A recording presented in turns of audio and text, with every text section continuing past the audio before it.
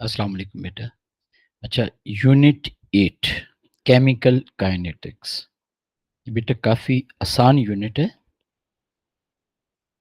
हाँ, कुछ recent paper में से मेरे को जो क्वेश्चन आ रही हैं, स्पेशली एमसीक्यूज, वो बास बच्चों के लिए प्रॉब्लम हो रही हैं।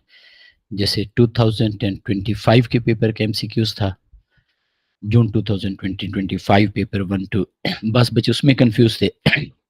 सेम इज़ द केस मार्च या नवंबर के पेपर, नवंबर 2024 के पेपर में भी कुछ चैलेंजिंग एमसीक्यूज थे। हम कोशिश करेंगे कि आज वो क्वेश्चन भी इंशाल्लाह डिस्कस करें। यूनिट 8 केमिकल काइनेटिक्स बहुत ही आसान सा यूनिट है। A2 में हम इसकी बहुत सारी डिटेल पढ़ेंगे, लेकिन इस लेवल पे हम इसमें तीन मेन चीज़ें, तीन बेसिक चीज़ें पढ़ते हैं बेटा। इसमें नंबर 1 हम यहाँ पे पढ़ेंगे rate of reaction. Rate of reaction is extension of O level IGCSE knowledge. O level IGCSE में आप लोगों ने पढ़ा है कि हमारे पास जब केमिकल रिएक्शन होता है तो उसमें हम कहते थे how slow how fast chemical reaction occur, और फिर हम डिफरेंट फैक्टर पढ़ते थे like concentration, temperature, pressure and so on which effect the rate of reaction. तो वो भी बेटा हम यहाँ पे देखेंगे इंशाल्लाह ताला जी। दूसरे नंबर पे जो चीज़ हम यहाँ पे देखेंगे वो हमारे पास आ जाती है टाइप्स ऑफ कैटलिस्ट।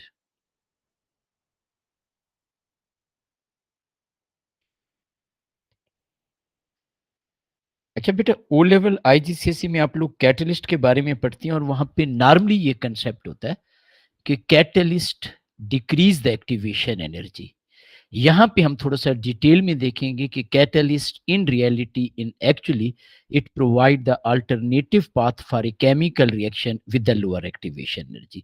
ये कंसेप्ट ठीक है, डिक्रीज द एक्टिवेशन एनर्जी, मैं ये नहीं कह रहा, लेकिन हम यहाँ पे थोड़ा सा एडवांस लेवल पे चीज़ों को देखेंगे। A2 में भी आप कैटलिस्ट के बारे में पढ़ेंगे, वहाँ पे आप इलेक्ट्रोड पोटेंशियल और ये चीज़ें कैलकुलेट करेंगे। यहाँ पे हम देखेंगे types of catalyst, homogeneous catalyst क्या होता है, हेट्रोजीनियस कैटलिस्ट क्या होता है, फिर ऑटो कैटलिस्ट के बारे में पढ़ेंगे। कुछ हमारे पास एमसीक्यूज या क्वेश्चन है रिलेटेड विद ऑटो कैटलिस्ट, फिर थोड़ा सा हम एंजाइम के बारे में देखेंगे।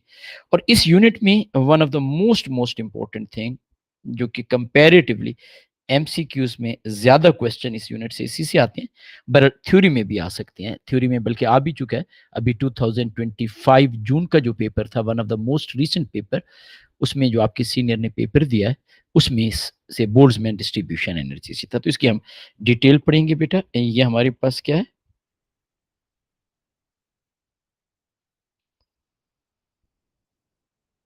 बोल्ट्जमैन। अच्छा, इसे बोल्ट्जमैन एनर्जी कर्व भी कहा जाता है, बोल्ट्जमैन डिस्ट्रीब्यूशन एनर्जी कर्व भी कहा जाता है। मैं दोनों यहाँ पे लिख देता हूँ।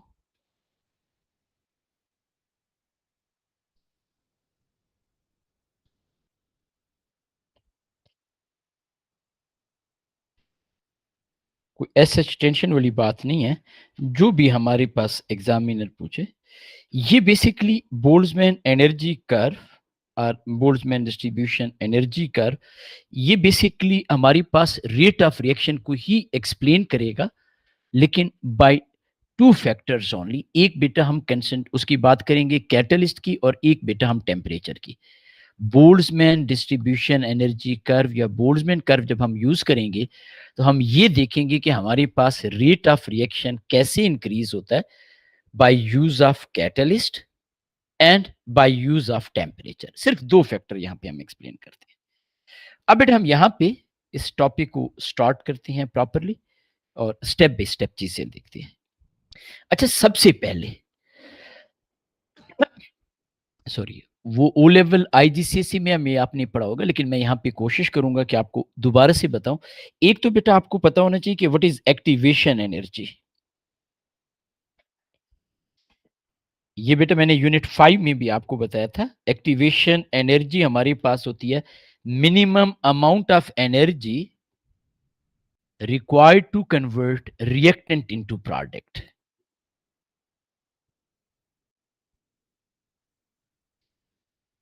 Minimum amount of energy required to convert reactants into product। ये हम यूनिट 5 में केमिकल एनर्जेटिक्स में डिटेल में भी पढ़ चुके हैं बेटा। ये मैंने क्यों लिखा है, क्योंकि यहां पे मैं एक और टर्म यूज करने जा रहा हूं। हम यहां पे पढ़ेंगे इफेक्टिव कोलिजन और सक्सेसफुल कोलिजन।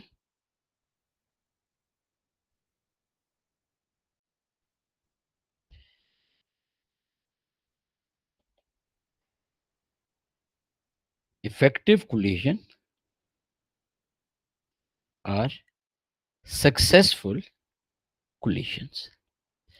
ये बेटा, अब देखिए बेटा, कोई भी केमिकल रिएक्शन हो किसी भी किस्म का, उसके लिए कंपल्सरी कंडीशन है कि reactant particle must collide with each other. अगर वो गैसेस हैं तो दोनों, या लिक्विड आपके पास है, और इट इज क्वाइट पॉसिबल एक में सॉलिड होगा, सॉलिड इमोबिलाइज्ड हो, लिक्विड या गैस के पार्टिकल इसके साथ कोलाइड कर रही हो। अब वो जो कोलिजन होती है, every collision is not cause the product formation. आप रूम में बैठे हुए हैं, वहां पे नाइट्रोजन गैस है, ऑक्सीजन गैस है, ऑक्सीजन और नाइट्रोजन के पार्टिकल कोलाइड कर रहे हैं एक दूसरे के साथ, but they are not changing into the product. तो कौन सी कोलिजन होती हैं which cause the product formation? तो उन कोलिजन्स को, उनको हम कहते हैं इफेक्टिव कोलिजन और सक्सेसफुल कोलिजन। अब इसे हम डिफाइन कैसे करेंगे? हम कहते हैं सच type of collision in which colliding particle must have energy equal or greater than activation energy। यानी अगर कोलाइडिंग पार्टिकल की एनर्जी इक्वल या ग्रेटर देन एक्टिवेशन एनर्जी होगी, तो obviously colliding particle they will change into the product, क्योंकि activation energy से मुराद ही यही है हमारे पास कि हमारे पास reactant change into the product. आप यहां पे देख सकते हो कि this is energy, minimum amount energy to convert reactant into the product. तो हम इसी चीज को बेटा यहां पे लिखते हैं।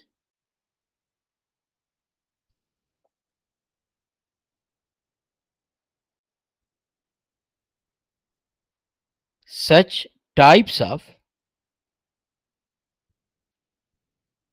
collisions in which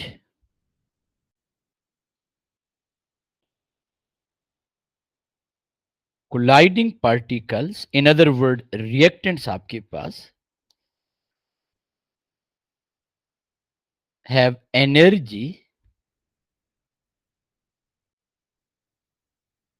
equal or greater than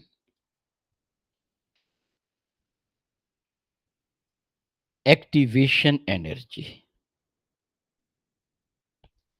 आप इसे यूं भी कह सकते हैं,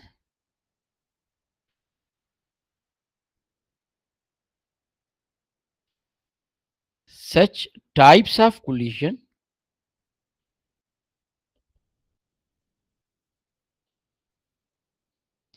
एक मिनट, इसे मैं थोड़ा सा और डिटेल में लिखता हूं।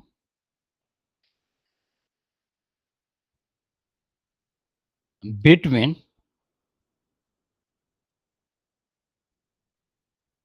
reactants which cause product formation. बेटा ये इन दोनों बातों का एक ही मतलब है। क्या चीज बेटा मैंने आपको कही है? मैंने आपको ये कहा है कि हमारे पास एक्टिवेशन एनर्जी होती है, minimum amount of energy required to convert reactant into product. अगर आप रिएक्टेंट को वही एनर्जी प्रोवाइड कर दो, यानी सच type of collisions in which colliding particle have energy equal or greater than activation energy, तो क्या होंगे? They will change into the product। अब अगर रिएक्टेंट पार्टिकल कोलाइड करते हैं and they are changing into the product, तो इसका मतलब है कोलिजन सक्सेसफुल हो गई, रिएक्शन हो गया, क्योंकि रिएक्टेंट इसीलिए तो कोलाइड कर रहे थे, they can change into the product. और in other word you can called it कि उस कोलिजन का कोई आउटपुट निकला, this type of collision are known as effective collision. हम कहते हैं वो कोलिजन क्या थी बेटा, इफेक्टिव कोलिजन थी, सक्सेसफुल कोलिजन थी। आप इसे यूं भी कह सकते हो। आप क्या कह रही हैं, आप कह रही हैं जी कि हमारे पास such type of collision in which reactant cause product formation. अब बेटा हमने यहां पे दो बातें डिस्कस की, एक हमने कहा एक्टिवेशन एनर्जी, एक हमने कहा सक्सेसफुल कोलिजन। ओ लेवल आईजीसीएसई में भी आप लोग यही करते थे, जब हम कहते थे कि हमारे पास रेट ऑफ रिएक्शन इंक्रीज हो गया, तो हम कहते थे कि हमारे पास रेट ऑफ सक्सेसफुल कोलिजन या frequency of successful collision increase हो रही थी। तो यहां पे इसीलिए हम यहां पे इस चीज को दोबारा से डिटेल में पढ़ रहे हैं। एक मैं यहाँ पे की पॉइंट बता दूं, इसे कोलिजन थ्योरी भी कहते हैं। अगर आप अपना सिलेबस आउटलाइन देखेंगे तो वहां पे इसे लिखा हुआ है collision theory. It's not a difficult thing, वही चीजें जो हम बार बार पढ़ रहे हैं।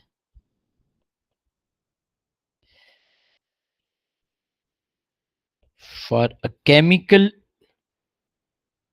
Reaction,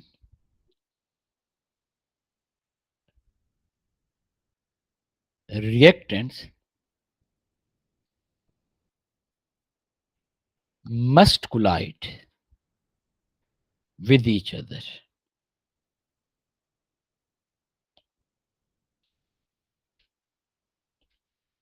Effective or successful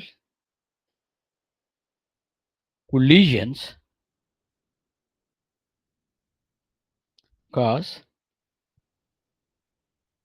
product formation. ये बेटा हमारे पास आप यूं कह सकते हो कि हमारे पास ये कोलिजन थ्योरी के पॉइंट्स हैं, हमें एज सच कोई नाम की जरूरत नहीं है। एग्जामिनर हमें ऑलरेडी बता देता है, क्वेश्चन में कह देता है कि इन टर्म ऑफ कोलिजन आपने बताना है। तो हमारे पास केमिकल रिएक्शन में रिएक्टेंट पार्टिकल को एट एवरी कास्ट कोलाइड करना चाहिए। अब जब उनकी कोलिजन होगी तो बेटा only effective collision cause the product formation. ये तो बेटा हमने थोड़ा सा बैकग्राउंड पढ़ा। अब मैं यहां पे एक और चीज की तरफ आ जाता हूं।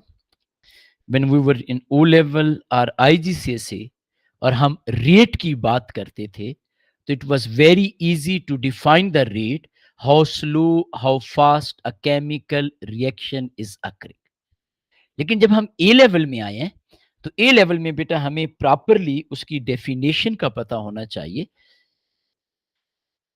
एक चीज मैं बता दूं, इट्स नॉट कंपल्सरी कि जो हम डेफिनेशन लिखेंगे एग्जामिनर हमेशा उसी पैटर्न पे हमसे कैलकुलेशन पूछेगा। Calculation can be slightly change as well. यानी हम डेफिनेशन में ये कहेंगे कि change in concentration of reactant और change in concentration of product per unit time is known as rate. लेकिन जब हम रेट की कैलकुलेशन करेंगे तो हो सकता है हम change in volume per unit time कर लें, हो सकता है हम change in mass per unit time कर लें, हो सकता है हम चेंज इन मोल पर यूनिट टाइम कर लें, तो उससे परेशान नहीं होना। लेकिन प्रॉपरली जब हम इसकी डेफिनेशन की बात करते हैं तो ऑब्वियसली हम डेफिनेशन वही लिखेंगे जो हमारे पास प्रॉपर स्टैंडर्ड डेफिनेशन है। रेट ऑफ रिएक्शन डेफिनेशन वही स्टैंडर्ड डेफिनेशन करेंगे। क्या है बेटा हमारे पास, change in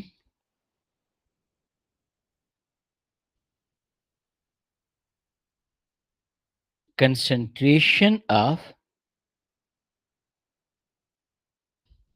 रिएक्टेंट। अब देखिए बेटा हमने चेंज की बात की है, concentration of reactant always decrease during the chemical reaction, इसलिए हम चेंज की बात कर रहे हैं। और change in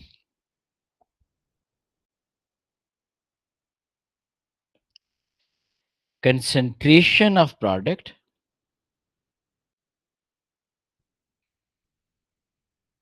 per unit time is known as rate of reaction. क्या कह रहे हैं बेटा? हम ये कह रहे हैं कि हमारे पास रिएक्टेंट की कंसेंट्रेशन डिक्रीज हो। Instead of decrease we are using the term change. या फिर हम कहते हैं प्रोडक्ट की कंसेंट्रेशन इंक्रीज हो, instead of increase we are using the term change. Per unit time, याद रखिएगा जो स्टैंडर्ड यूनिट है टाइम का वो सेकंड है। यानी आप एक सेकंड में, पर सेकंड में रिएक्टेंट की कंसेंट्रेशन कितनी डिक्रीज कर रहे हैं या केमिकल रिएक्शन में प्रोडक्ट की कंसेंट्रेशन कितनी इंक्रीज हो रही है, that is known as rate of reaction. हम जब इसका यूनिट लिखते हैं,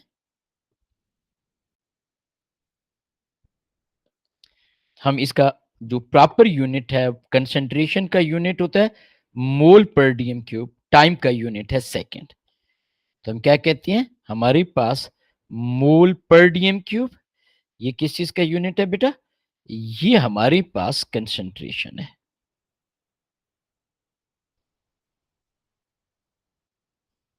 basically change in concentration.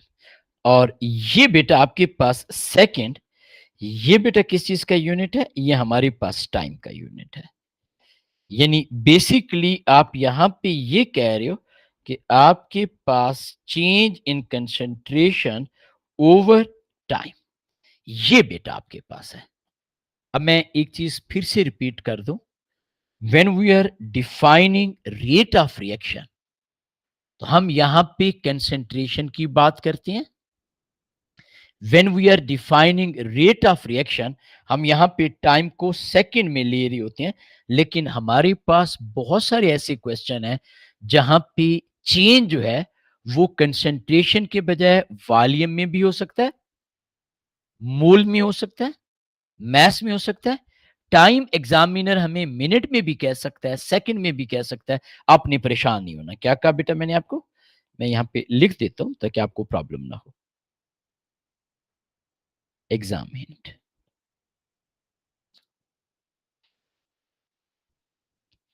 rate is equal to change in volume or change in mole or change in mass or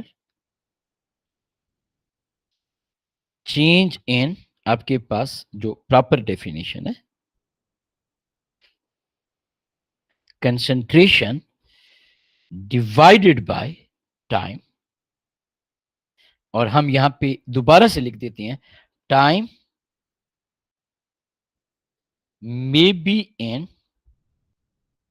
minute और सेकंड और आवर्स में भी हो सकता है।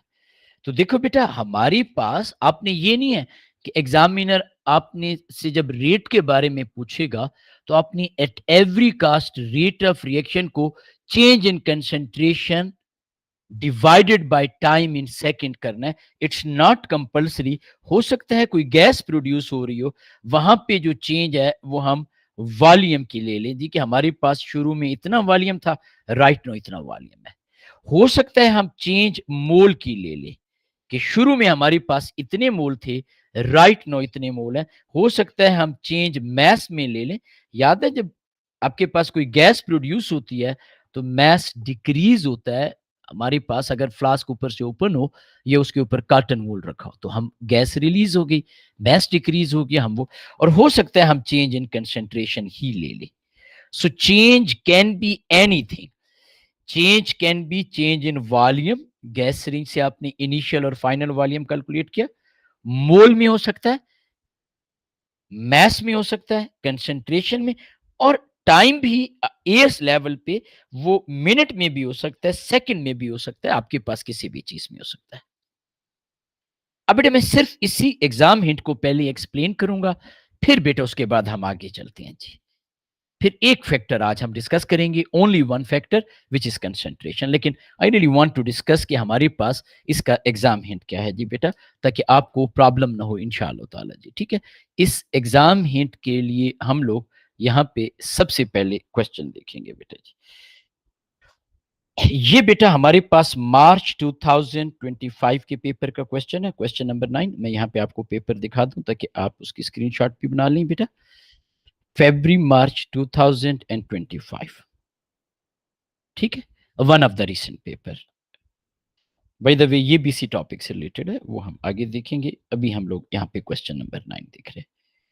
पहले नंबर पे बेटा आप स्क्रीनशॉट ले लें, इस क्वेश्चन को अटेम्प्ट कीजिएगा और फिर उसके बाद हम इस क्वेश्चन को देखते हैं जी। अच्छा, मैं एक्सप्लेन करता हूं। क्वेश्चन क्या है? एक्वस सोल्यूशन ऑफ हाइड्रोजन पर ऑक्साइड, ये बेटा यहाँ पे हम क्वेश्चन को पढ़ते जाते हैं। Aqueous solution of hydrogen peroxide is placed in flask decomposed as shown. ये बेटा आपको एग्जामिनर एक इक्वेशन दिखा रहा है, ठीक है जी। एग्जामिनर कह रहे हैं the total volume of gas evolve is 180 CM cube. मैं हाईलाइट कर देता हूं जो इंपॉर्टेंट इंफॉर्मेशन है। 180 सीएम क्यूब कितने टाइम में बेटा? 90 सेकेंड में, अंडर रूम कंडीशन। ये इसलिए बता रहा है, आप सबको आइडिया है कि गैस का वॉल्यूम चेंज होता है by change in pressure, by change in temperature. इसीलिए एग्जामिनर ने स्पेसिफिकली आपको बताया कि we are talking about room condition. अब बेटा यहां पे वो आपको एक फार्मूला भी दे रहा है।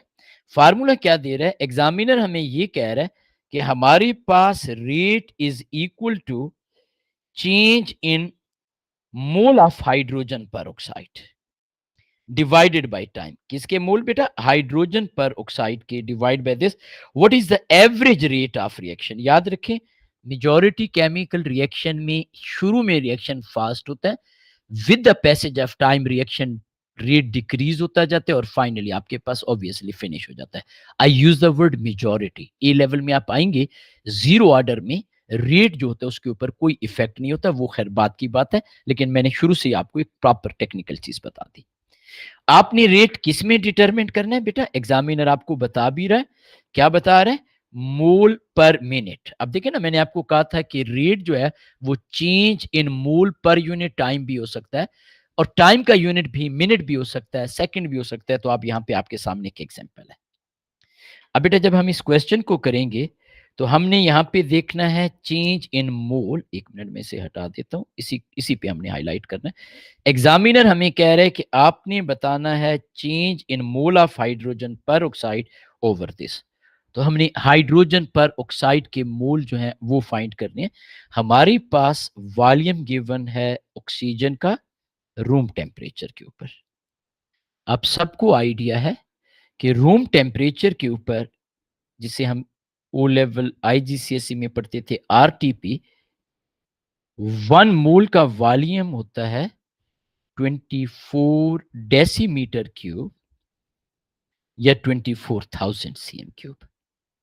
और जब हमारे पास इस तरह की वॉल्यूम गिवन हो तो हम मोल फाइंड करते हैं। कैसे बेटा मोल फाइंड करते हैं? मैं यहां पे लिख देता हूं एन इज इक्वल टू। अब आपकी अपनी मर्जी है, आप अगर डीएम क्यूब में इसे कन्वर्ट करना चाहें 180 को, तब भी ठीक है बेटा। आप इसे बेटा सीएम क्यूब में कन्वर्ट करना चाहें तो 24,000 डिवाइड करेंगे तब भी ठीक है। मैं इसे सीएम क्यूब में ही रहने देता हूं। ये बेटा हमारे पास है वॉल्यूम 180। 1 मोल का वॉल्यूम होता है 24,000। और अगर कोई बच्चा इसे डीएम क्यूब में कन्वर्ट करता है तो 180 CM cube mean 0.180 DM cube, और वो बच्चा लिखेगा 0.18 divide by 24। By the way दोनों केसेस में आंसर सेम आएगा। ये मोल किसके हैं बेटा? Of oxygen. अब बेटा आपके पास कैलकुलेटर होगा, काइंडली आप कैलकुलेट कर लीजिएगा। अगर आप कैलकुलेट करेंगे तो मोल ऑफ ऑक्सीजन हमारे पास आ गया 0.0075 मोल। अब बेटा अगर हम बैलेंस केमिकल इक्वेशन को देखें, यू कैन सी क्लियरली, ये ऑक्सीजन है 1 मोल ऑफ ऑक्सीजन। ये बेटा हाइड्रोजन पर ऑक्साइड है 2 मोल ऑफ हाइड्रोजन पर ऑक्साइड। ये 1 मोल, ये 2 मोल। तो आप यहां पे लिख सकते हो मोल ऑफ हाइड्रोजन पर ऑक्साइड, मोल ऑफ ऑक्सीजन 1 हो तो हाइड्रोजन पर ऑक्साइड के 2 मोल है, यानी मोल डबल है। तो हम यहां पे लिख सकते हैं कि 2 multiply by mole of oxygen, in other word 2 multiply by 0.0075, इसे बेटा आप मल्टीप्लाई करेंगे तो 0.015 मोल आ गया। ये बेटा हमारे पास हाइड्रोजन पर ऑक्साइड के मोल आए विच आर डिकम्पोज्ड। कितनी देर में डिकम्पोज हुए बेटा? 90 सेकेंड। एग्जामिनर किस में पूछ रहा है? पर मिनट। तो 90 सेकेंड जो होता है 90 डिवाइडेड बाय 60, क्योंकि 1 मिनट में 60 होते हैं, तो ये बेटा आपके पास 1.5 मिनट। तो अब बेटा आप रेट में चेंज इन मोल लिख रहे हो 0.015 डिवाइडेड बाय, यहां पे बेटा आप टाइम लिख रहे हो 1.5। अब बेटा आप आंसर देखोगे, डिवाइड करेंगे तो ये बेटा 0.010 आ जाएगा। मीन कि हमारे पास जो करेक्ट आंसर है वो डी आ गया। तो आप बड़ी क्लियरली देख सकते हैं कि हमारे पास रेट ऑफ रिएक्शन जो है वो हम कैसे कैलकुलेट करते हैं। ए लेवल में हमसे एग्जामिनर कैसे क्वेश्चन पूछता है। अब है बेटा किसी बच्चे को कोई कंफ्यूजन, कोई प्रॉब्लम? जी, हमने क्या किया बेटा? स्टेप 1 में हमने मोल ऑफ ऑक्सीजन फाइंड किए। According to balance chemical equation बेटा हमने mole of hydrogen peroxide find किए। फिर बेटा हमने टाइम को मिनट में कन्वर्ट किया और उसके बाद बेटा हमने यहां पे रेट को फाइंड कर लिया। ये बेटा हमारे पास जो है चीज आ गई। ये आपके पास सारा का सारा कंसेप्ट आ गया। अब बेटा हम एक और क्वेश्चन भी देख लेते हैं जी, ताकि आप लोगों की अंडरस्टैंडिंग। अच्छा, ये 2024 नवंबर के पेपर का है। अ, एक मिनट, आप देख सकते हैं बेटे जी, ये आप क्लियरली, हमारे पास क्या है बेटा? हमारे पास अक्टूबर नवंबर 2024 पेपर आपके पास है जी 1-2 और 1-1, सॉरी नॉट 1-2, 1-1 बेटा आपके पास जी। और इसमें बेटा हमारे पास क्वेश्चन नंबर 14 था। हम देख लेते हैं जी किधर गया। ये मैंने हाईलाइट इसलिए किया हुआ है कि हमारे पास टाइम बच सके बेटा। क्वेश्चन क्या है? क्वेश्चन ये है कि in acidic condition iodine react with propanone. अच्छा, अभी हमने ऑर्गेनिक केमिस्ट्री नहीं पढ़ी, तो don't worry about the propanone और सब्स्टिट्यूशन रिएक्शन। हमें कोई टेंशन लेने की जरूरत नहीं है। आपको वैसे आइडिया है कि ये आयोडीन एक्वस है, ये प्रोपानोन है। शायद आपको ओ लेवल आईजीसीएसई में reaction of alkyne with chlorine याद हो, सब्स्टिट्यूशन रिएक्शन होते हैं। ये इस तरह के एक सब्स्टिट्यूशन रिएक्शन है। काइनेटिक्स ऑफ रिएक्शन यहां पे एग्जामिनर कह रहे हैं are investigated by using calorimeter. Calorimeter की डिटेल A2 में है, हमें यहाँ पे कोई टेंशन लेने की जरूरत नहीं है। That's it. हम बस एक डिवाइस है, एक वो है कि हम इसको रेट को डिटरमिन कर रहे हैं। As iodine react, yellow brown colour of iodine form fades its colourless. और यहाँ पे वो कह रहे हैं कि चेंज इन एब्जॉर्बेंस। अब देखें बेटा, यहाँ पे वो हमारे पास रेट ऑफ रिएक्शन को कैसे डिटरमिन कर रहा है? Change in absorbance of solution known as concentration of iodine used. अब यहाँ पे वो कंसंट्रेशन के साथ वो यूज कर रहा है। प्रिपेयर दिस कैलिब्रेटेड ग्राफ आपके पास, और हमसे क्या पूछ रहा है? हमसे वो पूछ रहा है what is rate of reaction in 20 second. अब बेटे जब हम इस रिएक्शन की बात करते हैं, तो इस रिएक्शन में अगर हम पहले ग्राफ को देखें, तो यहां पे तो उसने हमें कंसंट्रेशन दी हुई है, यहां पे उसने टाइम नहीं दिया हुआ। अगर यहां पे टाइम होता तो बहुत ही आसान था, हम डायरेक्टली कैलकुलेट कर लेते, लेकिन टाइम यहां पे गिवन नहीं है। यहां पे क्या चीज गिवन है? एब्जॉर्बेंस। लेकिन अगर हम सेकंड ग्राफ को देखें, तो ये एब्जॉर्बेंस एंड टाइम गिवन है, और हमने कितने सेकंड में रेट फाइंड करना है? At 20 second. तो अब बेटा रेट कैसे फाइंड करेंगे? सबसे पहले आपने ये देखना है कि आपके पास 0 सेकंड पे एब्जॉर्बेंस कितनी है? 0.5। मैं यहाँ पे हाईलाइट करता जाता हूं ताकि आपको प्रॉब्लम ना हो। 0 पे। अब बेटा आपने 20 के ऊपर एब्जॉर्बेंस को देखना है। अब बेटा 20 के ऊपर जब आप एब्जॉर्बेंस देखोगे तो आपको बड़े क्लियरली आइडिया हो जाएगा। कोई ऐसे लाइन लगाने की भी जरूरत नहीं है, मैं सिर्फ आपकी ईज के लिए लगा रहा हूं। ये बेटा आप देख सकते हो। तो आपने यहाँ पे देखा कि 20 के ऊपर हमारे पास एब्जॉर्बेंस है 0.3। यानी हमारे पास एब्जॉर्बेंस 0.5 से 0.3 डिक्रीज हुई। अच्छा, जब एब्जॉर्बेंस 0.5 थी तो उस वक्त कंसंट्रेशन कितनी थी, वो भी बेटा हम यहां पे देख लेते हैं। ये बेटा हमारे पास 0.5 एब्जॉर्बेंस है। ये अगेन इंशाल्लाह आपको ऐसा कोई जरूरत नहीं पड़ेगी, लेकिन हम यहाँ पे देख रहे हैं कि ये हमारे पास कंसंट्रेशन, और 0.3 जब एब्जॉर्बेंस थी तो यहाँ पे कंसंट्रेशन कितनी थी, 0.15। हम एक काम करते हैं, हम इसको भी हाईलाइट कर देते हैं। अच्छा, एक चीज का ख्याल रखना है, ये जो भी नंबर है इसको आप मल्टीप्लाई बाय 10⁻³ करेंगे मोल पर डीएम क्यूब, तब आपके पास कंसंट्रेशन आएगी। यानी आपके पास जीरो के ऊपर कंसंट्रेशन थी 0.25 इंटू 10⁻³ मोल पर डीएम क्यूब। क्यों? जीरो के ऊपर एब्जॉर्प्शन है 0.5, 0.5 के ऊपर ये बेटा कंसंट्रेशन है इंटू 10⁻³ अब बेटा 20 सेकेंड के ऊपर एब्जॉर्बेंस है हमारे पास 0.3, 0.3 के ऊपर बेटा ये आप 0.3 देख सकते हैं, 0.3 के ऊपर कंसंट्रेशन है 0.15, ये 0 सेकेंड के ऊपर, ये 20 सेकेंड के ऊपर 0.15 इंटू 10⁻³ मोल पर डीएम क्यूब।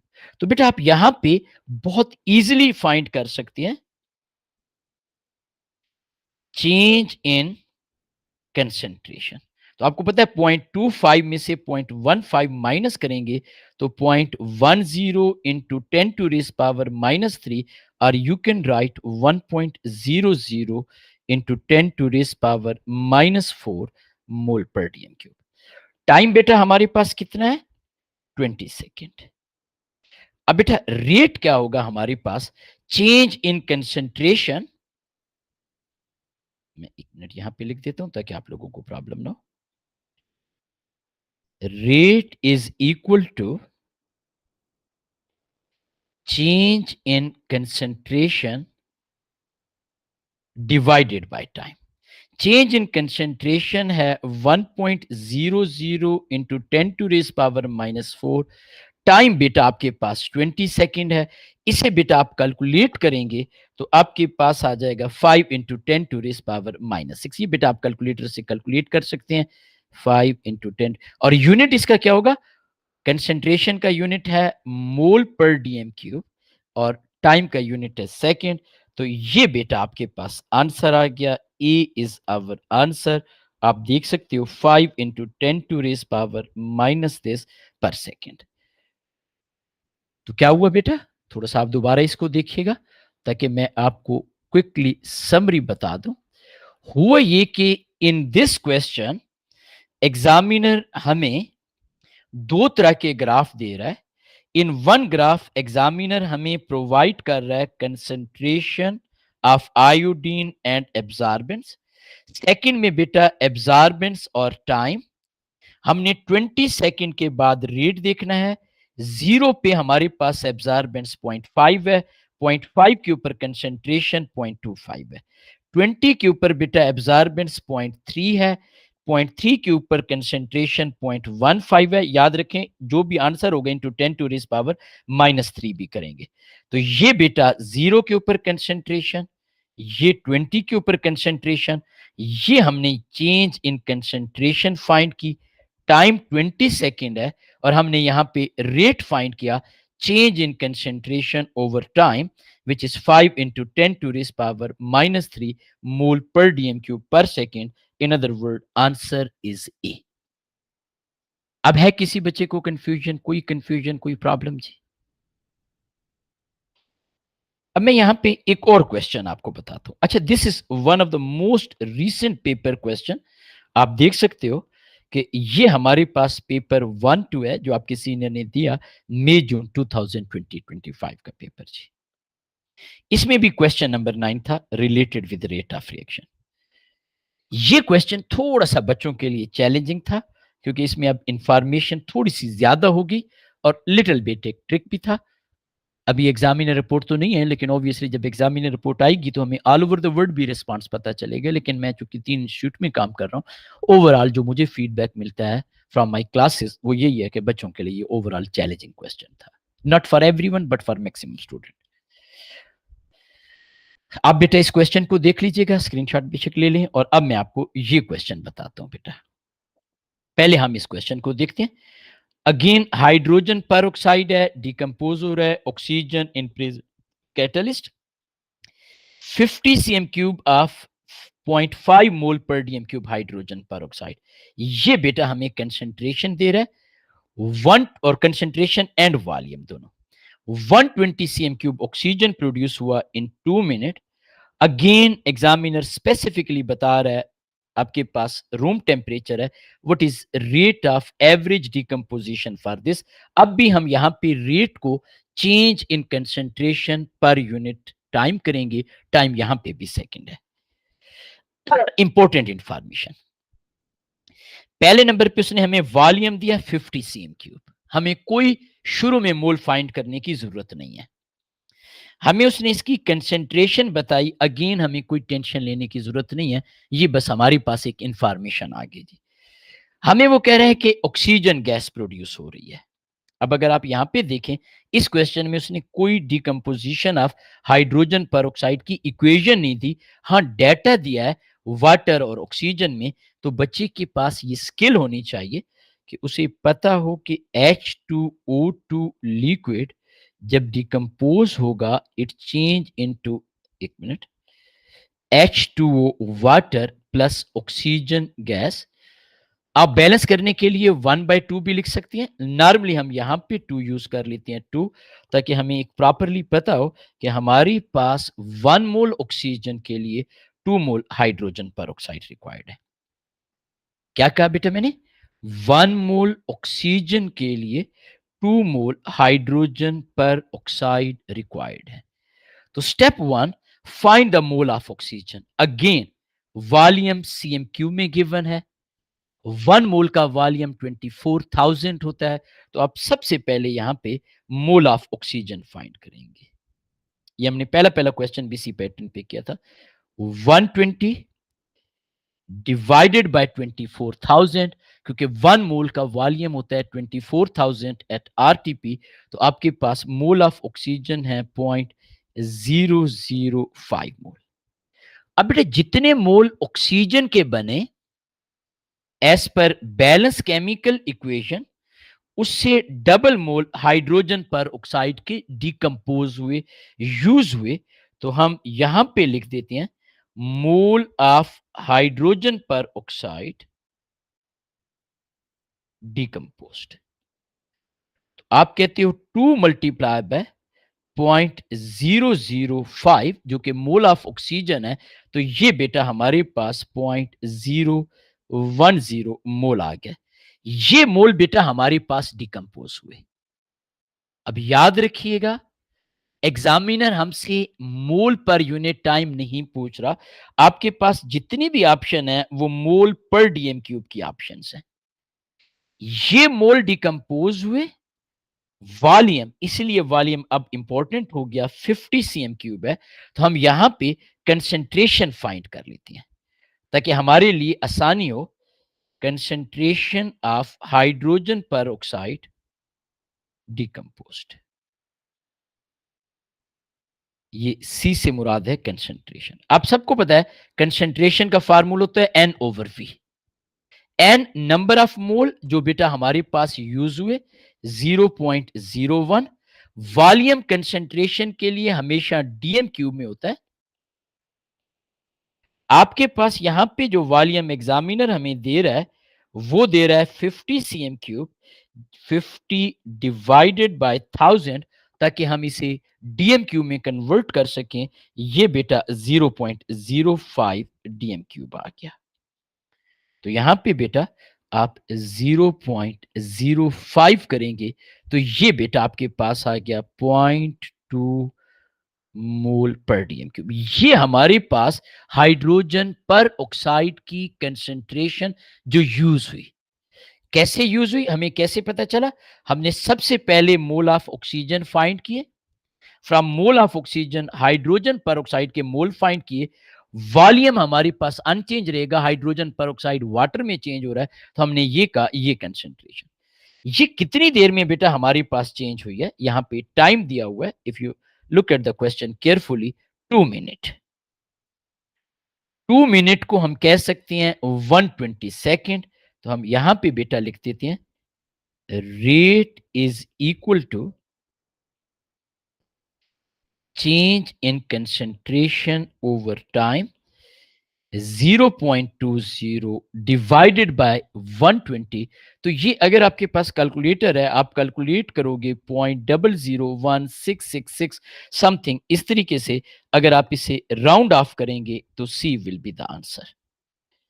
ये बेटा हमारे पास क्वेश्चन है, ये बेटा हमारे पास वे है।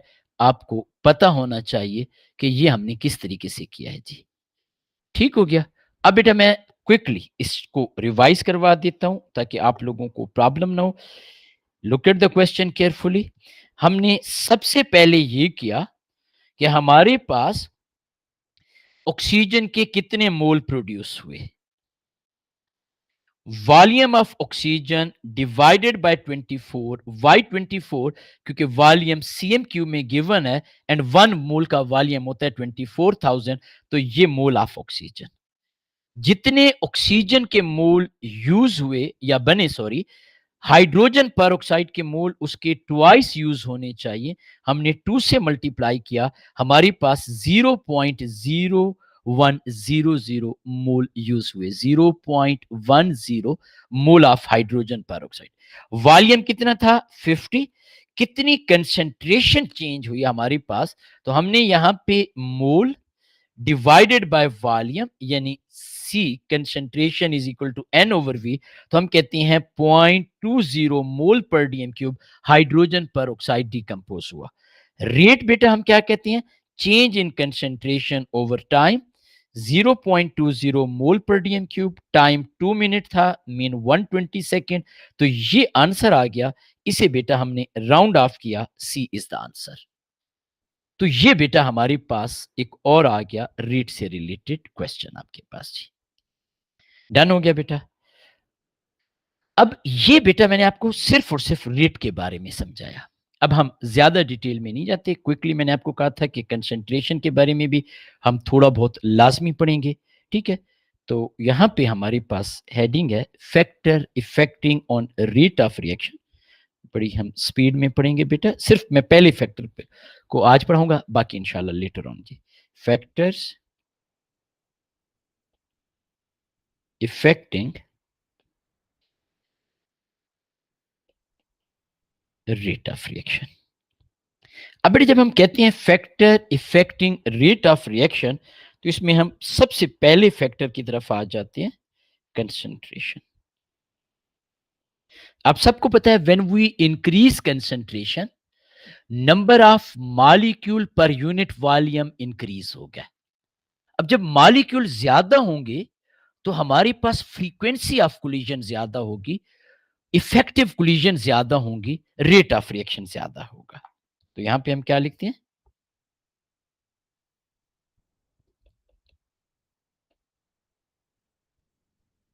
By increasing concentration, more molecules of reactant per unit volume, so more frequent effective collisions। बेशक आप यहां पे यूं भी लिख सकते हो,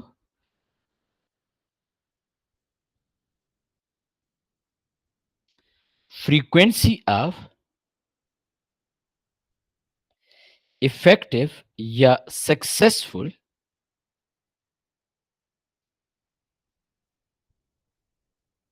collisions increased and rate of reaction increased. तो मेन चीज यह है कि जब हम कंसंट्रेशन बढ़ा रहे हैं, वही ओ लेवल आईजीसीएसई का कंसेप्ट, हमारे पास particle per unit volume, reactant molecule per unit volume increase हो गए, हमारे पास फ्रीक्वेंसी ऑफ कोलिजन इंक्रीज होगी, रेट ऑफ रिएक्शन हमारे पास क्या हो गया, इंक्रीज हो गया। यहां पे बेटा मैं कुछ एग्जाम हिंट बताता हूं।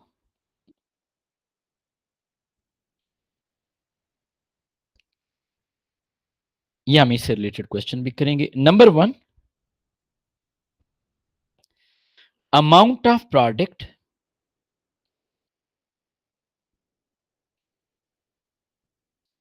Depends on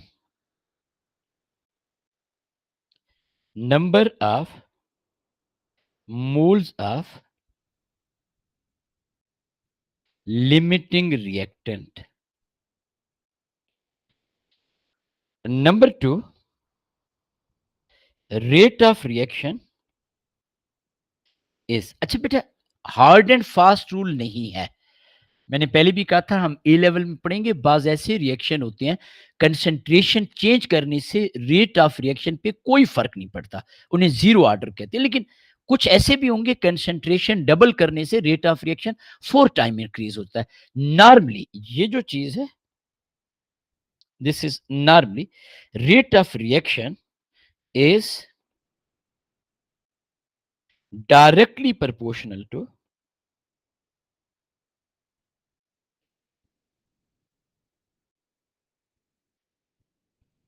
concentration of reactant, normally, not hard and fast rule। तीसरे नंबर पे concentration has no effect on, एक minute, energy of reactant or product। Concentration का रिएक्टेंट की एनर्जी के ऊपर, प्रोडक्ट की एनर्जी के ऊपर, और बेशक आप लिख सकते हो एक्टिवेशन एनर्जी। कंसंट्रेशन इनमें से किसी भी चीज को चेंज नहीं करती। आप कंसंट्रेशन बढ़ाएंगे, रिएक्टेंट की एनर्जी चेंज नहीं होगी, यानी जो कोलिजन होंगी वो मोर एनर्जेटिक नहीं होंगी, मोर फ्रीक्वेंट होंगी। प्रोडक्ट की एनर्जी चेंज नहीं होगी, एक्टिवेशन एनर्जी इंक्रीज या डिक्रीज नहीं होगी। मैं यहाँ पे एक छोटी सी एग्जांपल बताता हूं आपको। Zinc solid reacting with axial aqueous, it is changing into zinc chloride plus hydrogen gas। लेट से हम यहां पे एक्सपेरिमेंट 1 लिख देते हैं। Excess of zinc reacted with 100 cm cube of